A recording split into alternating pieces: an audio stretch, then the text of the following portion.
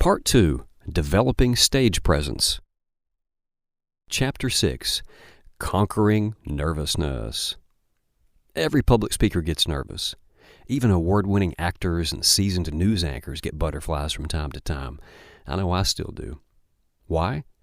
It's a matter of confidence versus stakes. When you're sure you'll do well and the stakes are low, you'll feel great. But when you're unsure, and when screwing up your talk might screw up your life, you'll be a wreck. This is true for lots of stuff. As our perceived ability to perform goes up and the stakes go down, we're more at ease.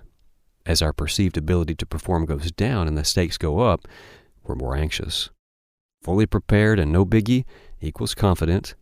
Unprepared and a big deal equals nervous. Consider two drivers caught in the same snowstorm.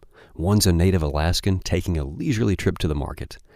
The other's a native Hawaiian seeing snow for the first time, rushing his pregnant wife to the hospital. Obviously, the Hawaiian is less prepared and has more on the line, so we should expect him to be an emotional mess in comparison to the Alaskan. But regardless of his mental state, the important question is, what should he do? Focus where it matters and act where it counts.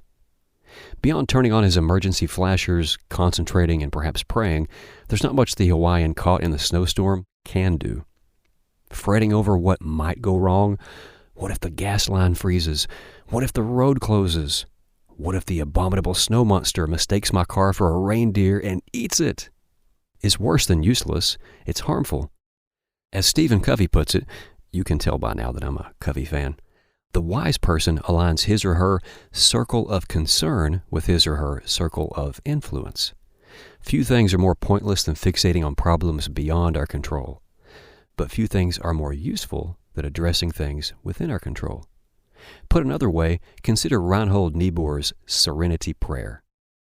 God, grant me the serenity to accept the things I cannot change, the courage to change the things I can, and the wisdom to know the difference.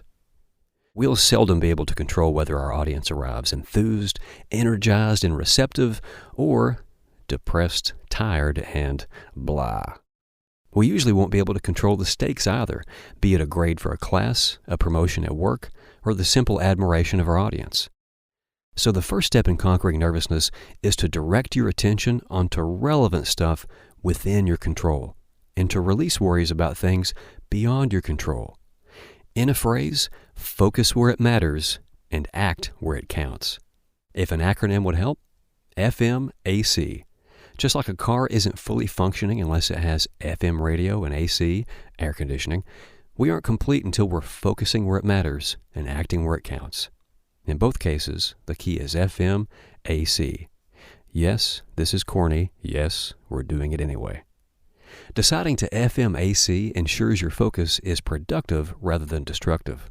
And few things within your control can quell anxiety like knowing your material and rehearsing.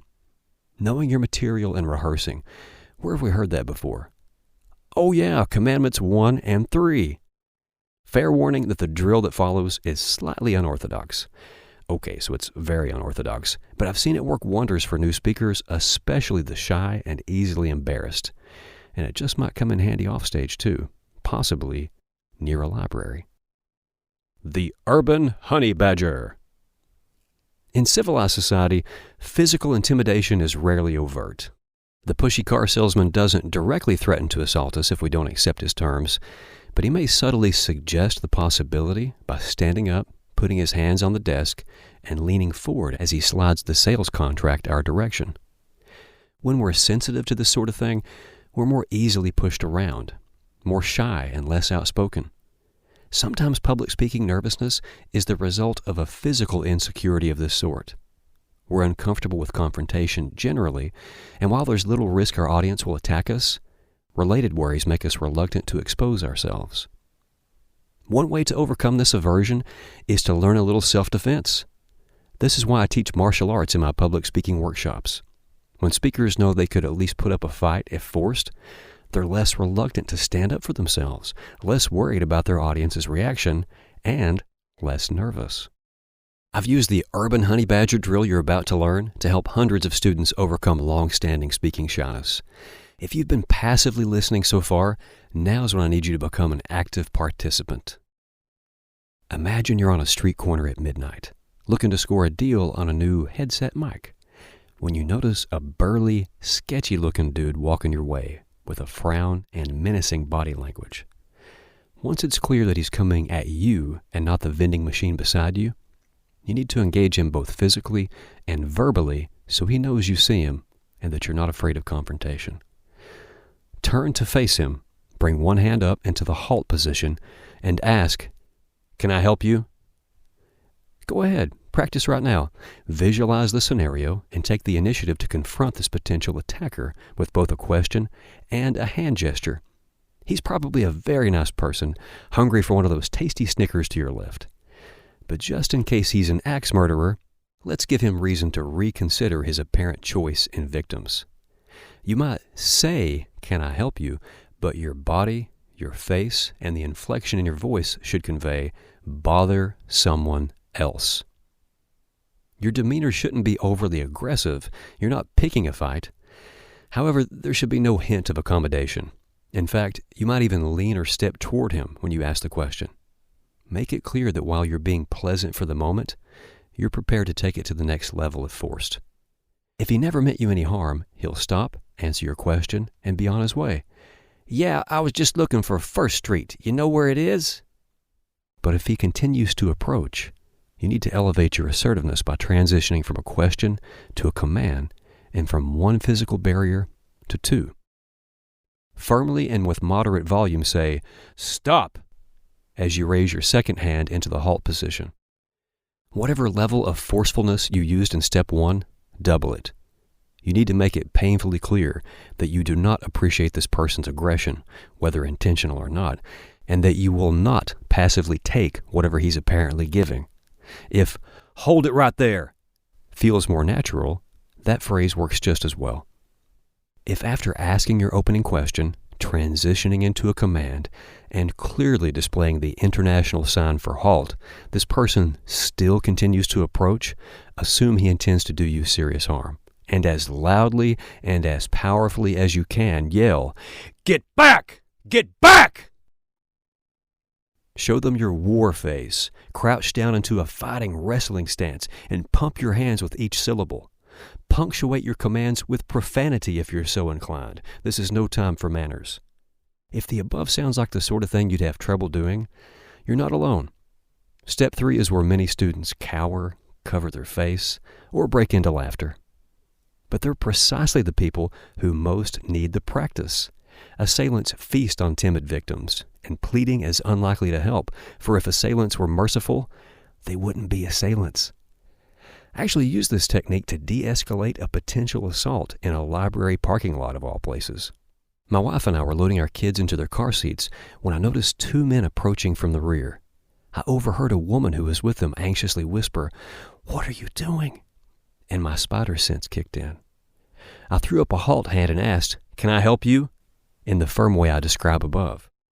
The 2 men began to fan out, continued their approach, and the closest one asked if I had a light. I replied, "No, I do not have a light," maintaining the general "bother someone else" body language and tone. After only a few more steps, they slowed their approach, stopped, turned, and walked away. Whether they really just wanted a light or something else, we'll never know. But the technique kept 2 potential threats from getting close enough to harm me or my family. And standing up to them felt great, at least once we were safely down the road and the adrenaline had worn off. The technique also worked for a former student named Zach, who was walking in front of the campus library when a man stopped him and asked for a light. What's up with the chain-smoking muggers at the library, I do not know. When Zach kindly told him no, the man pressed forward, exclaiming, "Oh, I think you do have a light. You do have a light." Zach began pumping both hands and yelling, "Get back! Get back!" which startled the man, giving Zach a chance to run to safety. Maybe the guy just really needed a smoke, but more likely his request was a ruse. In the first edition of this book, here's where you would have read, "The final portion of the urban honey badger only happens if an assailant makes physical contact and should only be employed when you're in reasonable fear of serious bodily injury or death. I'm not going to get graphic here. Let's just say it involves mauling an assailant's soft targets in ultra-violent fashion. Google Rich Dimitri Shredder to learn more. But since this is the new and improved edition, I'll go ahead and share a few details. Remember that this is only for escaping a violent attack, not subduing rowdy uncles or winning playground fistfights. It's a last resort, used only when you have legit reason to think this person aims to seriously harm you. Play at your own risk, consult a self-defense attorney, etc. Keeping your chin down, your elbows close to your body, and your hands in front of your face for protection, lunge into your assailant, latching your open hands onto their face like that spider thing from Alien. As you knee their groin, violently and with conviction, gouge their eyes. Dig your thumbs into the insides of their sockets and see if you can scoop them out. Twist and tear their ears. Use your fingernails to claw and scratch and rip. Use the crown of your skull to break their jaw. Whatever of theirs is nearest your mouth, neck, digits, or my favorite, a juicy nipple, bite it off, spit it out, and come back for seconds. Feel free to add growling and mouth foaming for extra effect. Keep in mind that while the initial goal was to keep the bad guy at distance, you'll have to get up close and personal for this to work. When physical confrontation is unavoidable, thanks to them, not you, it's time to go all in. Keeping them at arm's length and reaching for their face, "Hold still, I'm trying to scratch you," would be easy for them to block and would leave your own face vulnerable to strikes. But by crashing into them with your chin down, elbows anchored to your ribs, fingernails seeking flesh with bad intentions, you have a fighting chance. If you execute with rage, channeling your inner beast, as San Soo practitioners call it, your assailant should wind up bent over, face in palms, oozing bodily fluids. This is a good time to knee their face and run away. Remember, this is only a last resort, and only for when you're in legitimate fear of serious bodily injury or death. Do not urban honey badger census workers. As you practice raising your hands and escalating your commands, get mean, get loud, get aggressive. Decide that you will not be a passive victim, and that anyone who tests you will regret it. Find a place where no one will mind your yelling, and give those imaginary bad guys an earful. Get back! And if you have access to a Bob boxing dummy, go ahead and practice the close quarters mauling stuff too. If you're finding it difficult to muster the enthusiasm to practice this with conviction, just imagine you're protecting a loved one. I once taught the urban honey badger to a reluctant grandmother whom I could barely convince to stand up, let alone shout. But as soon as I threatened her grandbabies, she went crazy. Miss Iris, I pray no one ever suffers your wrath. Last, if this drill resonated, kinda fun, right? Sign up for a martial arts class. Experts argue over which style is most effective on the street, but studying any system is better than studying no system. One key is to switch from thinking of yourself as prey to thinking of yourself as a predator, at least when forced. Remember, you're an urban honey badger. Cobras don't eat you, you eat cobras. Now take that honey badger swagger everywhere you go, including the stage. The mind-body loop. Paul Mckenna, the hypnotist who gave us the incremental improvement visualization exercise, where we imagine and step into slightly better versions of ourselves, explains that there's a two-way psychophysiological connection between posture and mindset. The way we feel impacts our posture, and our posture impacts the way we feel. Mckenna calls this the mind-body loop. While it's often difficult to simply choose to feel more confident and relaxed, we can indirectly accomplish the same goal by choosing to improve the way we carry ourselves. For example, think of a time when you felt self-confident and relaxed. Now reflect on your posture. It most likely included shoulders back but loose, head up straight, belly in, chest out. Whatever your current posture, adjust it to adopt whatever traits you associate with confidence. Notice anything? When we sit, stand, and move as a more confident and relaxed version of ourselves sits, stands, and moves, we actually become more confident and relaxed. We decide with our mind to adjust our body, and in turn our body adjusts our mind. That's the loop. The good posture habit is worth doing all the time, not just when speaking. Depending on your current habits, it may feel awkward at first, but stick with it. Your muscles will strengthen and your ligaments will adjust, such that the upright, confident you will become the natural you, and you'll enjoy a happier, more positive psyche as a result. So the next time you're feeling out of sorts, maybe because you had to urban honey badger a library stalker's face, kickstart your recovery by improving your posture. Dress for success. In the same way posture can impact our psyche, so too can the clothes we wear. Tony Alessandra suggests, and I agree, that it's worth your time and money to invest in an empowering wardrobe. What that looks like depends on your personal style and is likely to change. When I was in the military, I felt most comfortable in camouflage. But when I was teaching full-time, I felt most comfortable in a button-up shirt and slacks. After a few months in an office setting, I felt most comfortable in a suit and tie. However, some people hate ties. If that's you, please don't wear one. Use a pre-folded pocket square instead. And if you're not sure whether a tie or pocket square is right for you, an important presentation isn't the time to experiment. I suspect the same is true of high heels. We'll talk more about what Alessandra calls your silent message and how you can mold it to suit your public speaking goals in the physical delivery chapter. For now, the point is that you can temper nervousness by wearing clothes that make you feel good. But whatever you wear, don't wear it because it looks good on someone else. Wear it because it looks and feels good on you, and it's true to your authentic stage self. And get a haircut. I always schedule a fresh cut a few days before a big presentation, and it always makes me feel better. My 15-year-old nephew is into perming his hair for some reason, so get yours trimmed, permed, braided like Snoop Dogg if you want, whatever works for you. Release the negative and amplify the positive. I always mess up. I'll never be any good, my 4-year-old said in disgust, walking off the soccer field after a frustrating practice. A teammate, only a year older, interrupted. Don't say that. One time I said I wasn't any good at baseball, but I practiced and got better. Now there's a leader in the making. To recognize that a defeatist mindset is irrational and to have the goodwill and courage to coach a teammate at 5. Let's just say I made a point to tell his parents, and they had every reason to be proud. Thanks to those words, my son's attitude changed almost overnight. He went from seeing himself as a soccer flunky who would never improve to a rising star on a winding path to greatness, and his performance improved almost immediately. Now 11, he still loves the game and gets better every season.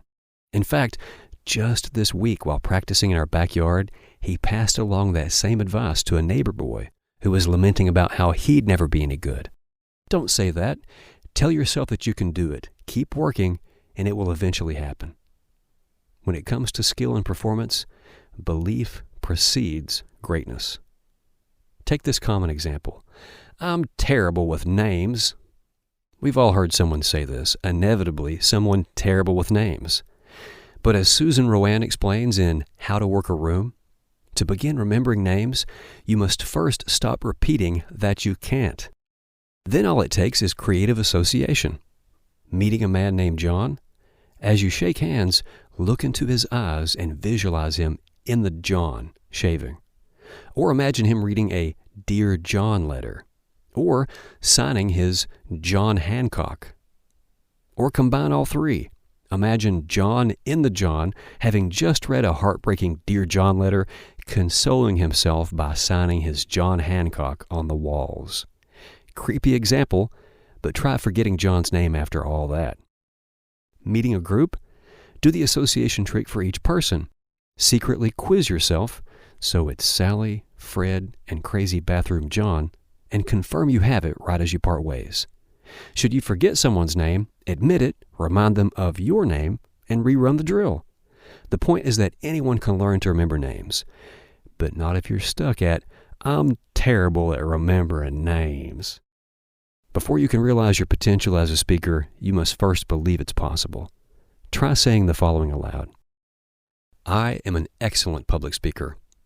I feel fantastic in front of a crowd. I seek out and look forward to public speaking opportunities, and on stage, I dominate. Don't be shy. This isn't something I made up. It's a neuro linguistic programming exercise. Powerful stuff. Writing it down before bed is also a great idea. And it's okay to whisper or mouth the words if you're in public. But really, go ahead and say, I am an excellent public speaker. I feel fantastic in front of a crowd. I seek out and look forward to public speaking opportunities. And on stage, I dominate. If saying that feels a little silly, here's the mantra I repeated during my midlife crisis fighting adventure. I am a battle beast. I love hardcore battle training. Exhaustion is simply a barrier to push through. My body will respond when I need it. I am more skilled, faster, and stronger than my opponent, and he will learn to respect me. Fight training, especially fight training against bigger, stronger opponents, often sucked, and I didn't initially view myself as a fighter. I needed to step into the me I wanted to become, fearless, capable, and making that vision a reality was easier when I said and wrote things that version of me could honestly say and write. Spoiler, I didn't win the UFC, but I did hold my own against fighters half my age, and I had one heck of a fun time doing it, enjoying far more success than I would have without the benefit of self-coaching.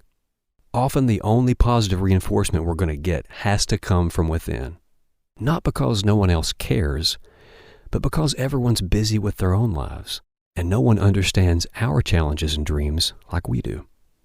Repeating affirmations helps bring the desired you into existence.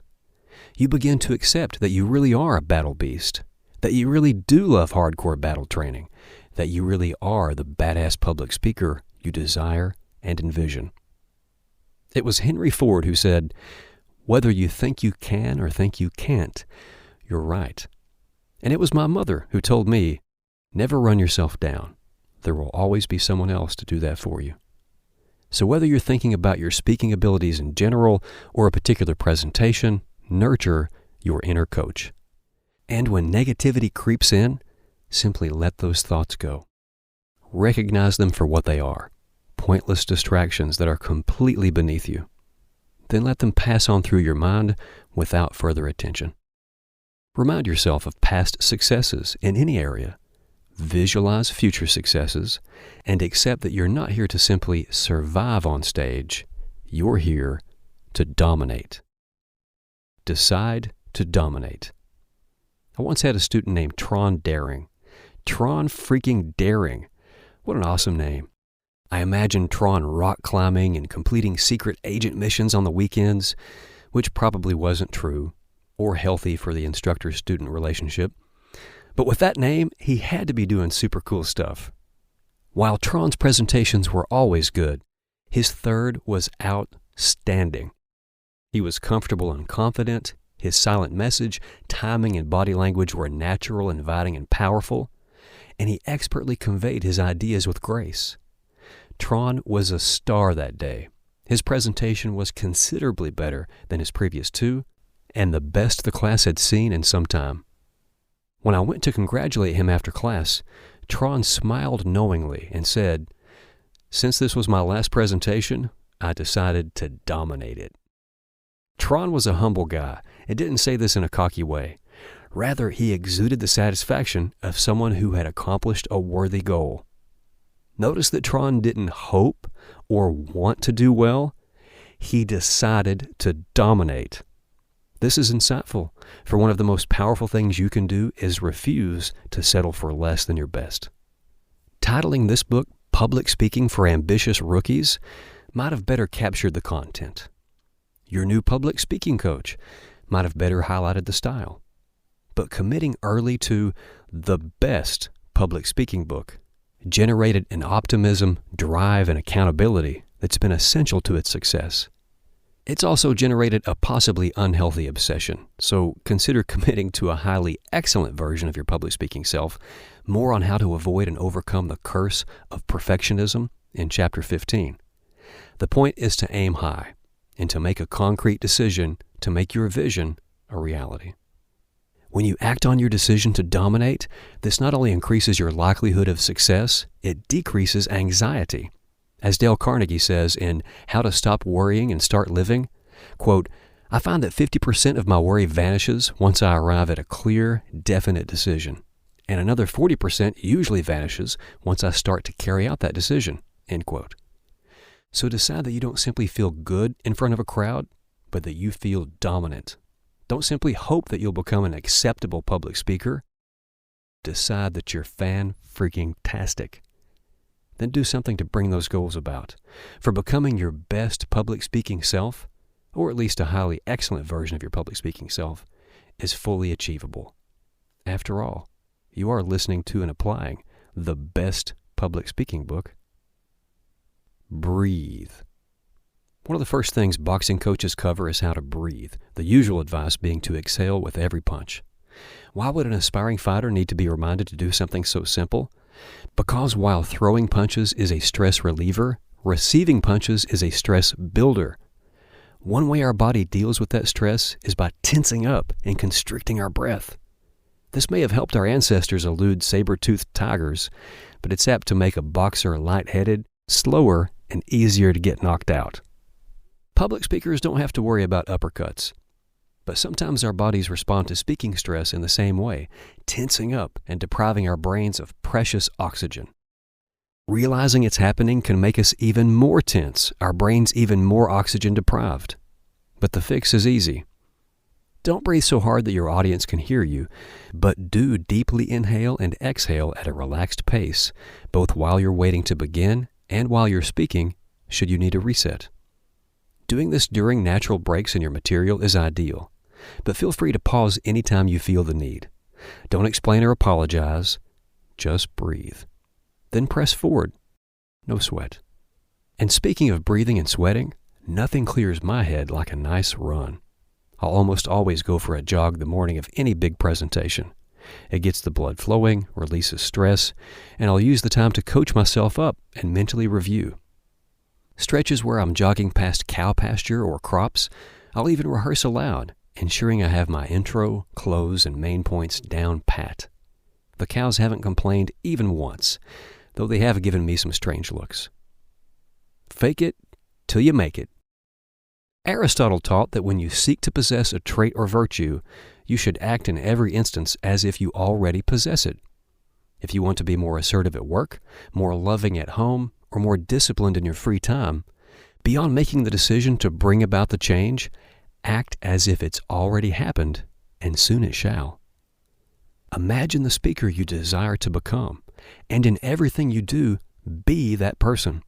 In your preparation, your practice, and your delivery, act as if your personal speaking vision is a reality, and it will be. We can use this technique to promote success for specific presentations and to even overcome nervousness. The phrase to remember, fake it till you make it. I found that my own speaking nervousness tends to crescendo as a presentation approaches, but then almost always dissipates a couple of minutes in, often sooner. So long as I can get past the initial hump, I'm fine. And knowing that whatever anxiousness I'm feeling beforehand will disappear once I'm speaking makes enduring it easier. One way to shrink that early nervousness hump is to outwardly appear as if you're confident and in control until your mind matches your body. This trick works on at least two levels. First, there's Mckenna's mind-body loop. Confident speakers display confident posture, and when you physically behave as if you're comfortable and confident, your mind soon becomes comfortable and confident. Second, there's an external speaker audience loop. Whether or not you actually feel confident, if you can display the outward appearance of confidence, your audience will respond positively. They'll think, "Wow, anyone that sure of themselves must have something interesting to say." Their good vibes will work their way to the front of the room, and once you soak them in, your fake confidence will become genuine. So remember, as your presentation approaches, regardless of what you're feeling inside, behave as if you're calm and in control. When you appear confident and relaxed, not only will this positively influence the mind-body loop, but your audience will look upon you more favorably, which you'll sense and cause you to feel even better. Before you know it, your words will flow naturally, your audience will be attentive, those butterflies will disappear, and bam, you're kicking butt. Take it from Aristotle, speed that transition. Fake it till you make it. If nervousness happens, just push on through. Sometimes despite FMAC, despite knowing your material, despite developing the right mindset, despite the urban honey badger, and despite faking it until you make it, nervousness still happens. A few years ago, I suffered a serious case of sudden onset stage fright. My voice wavered, my hands shook, and an irrational panic grew no matter how hard I tried to reason it away. My nervousness transformed from mental to physical much more than it had in years. And to make matters worse, I thought, I can't get this nervous. I'm writing a public speaking book. A month later, I got dry mouth on stage for the first time. I perceived the stakes to be high and my comfort level was low. But my anxiety was compounded by the fact that I was presenting from a spot where a president had recently spoken. This was an honor, but also intimidating for a country boy from Tennessee. The good news is that in both cases, I was able to power on through. In the first case, I caught myself worrying that the audience would notice my shaky hands and voice and think less of me. But of course they couldn't. I've had dozens of students apologize for their obvious physical nervousness after a presentation, but hardly ever did anyone notice. Key lesson: don't let the fear that others can tell you're nervous make it worse, because they probably can't. In the second situation, I was more surprised than anything. Why in the world is my mouth so dry? I bet Obama didn't get dry mouth. Maybe he would have, had he known the author of the best public speaking book would be speaking from this spot. Luckily, that presentation included a built-in break, which gave me a chance to jumpstart my salivation with some water. But even without it, I would have been fine. I simply slowed down, pronounced my words more methodically, and reminded myself that no one could tell my mouth was dry but me. Remember that conquering nervousness doesn't always mean preventing it. Often the best we can do is minimize it. It tends to come in waves, which inevitably subside. So when it strikes, just power on through.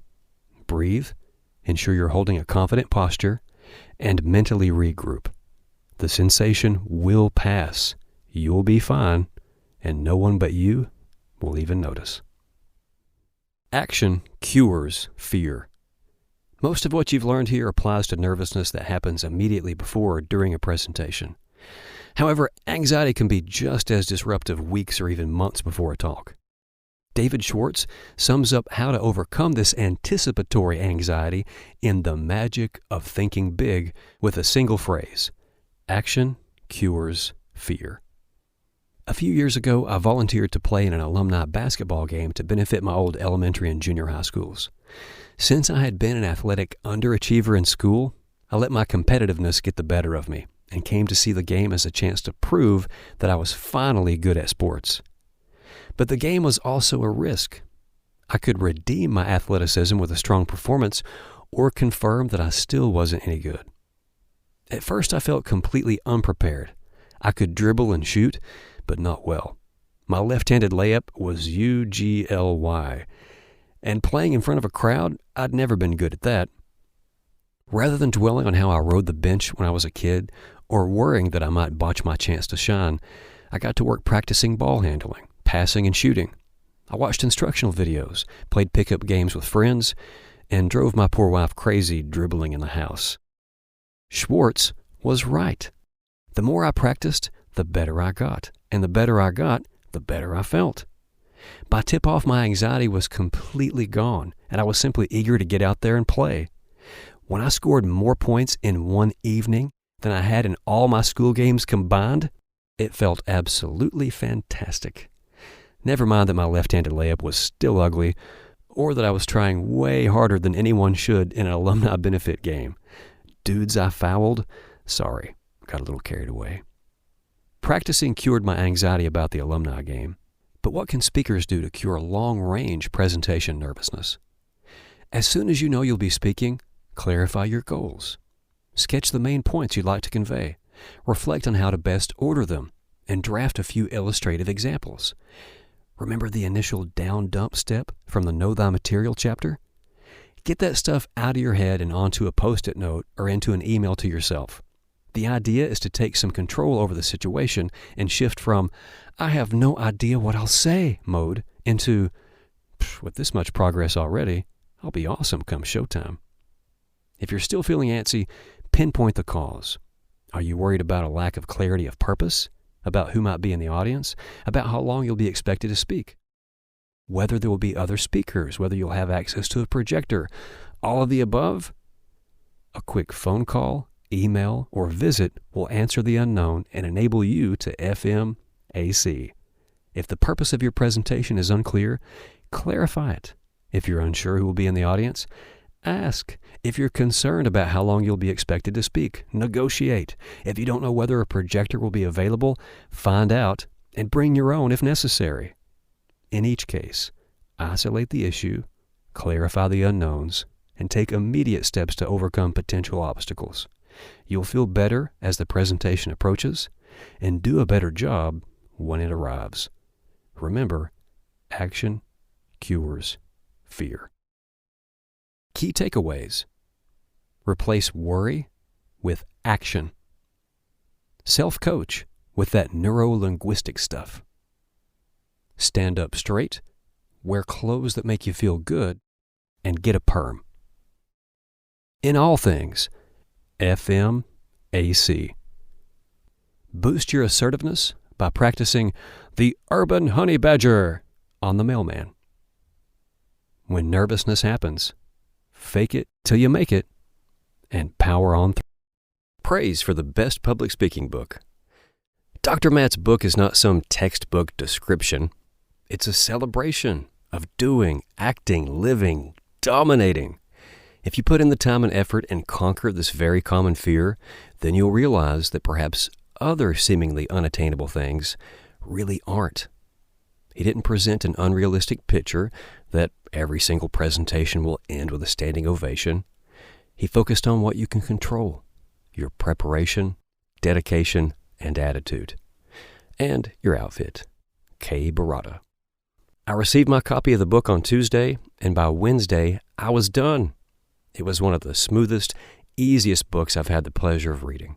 The stretch exercises he assigns are just enough to make you feel guilty if you don't do them. I have my first scheduled for next week because he says, paraphrasing here, if you wait until you're ready, you'll never do anything. Tina McGee. This actually may be the best public speaking book. This book is extremely well written, clear, and concise, while still giving enough detail and wisdom to prepare you for your next public speaking role, whether it's just giving a motivational talk to your T-ball team or delivering a large-scale presentation to heads of state. E. Gonzalez. This has been the best public speaking book, second edition, by Dr. Matt Deaton. Published by Notated Press, print copyright 2019, audiobook copyright 2021, and read by the author. For more, visit mattdeaton.com.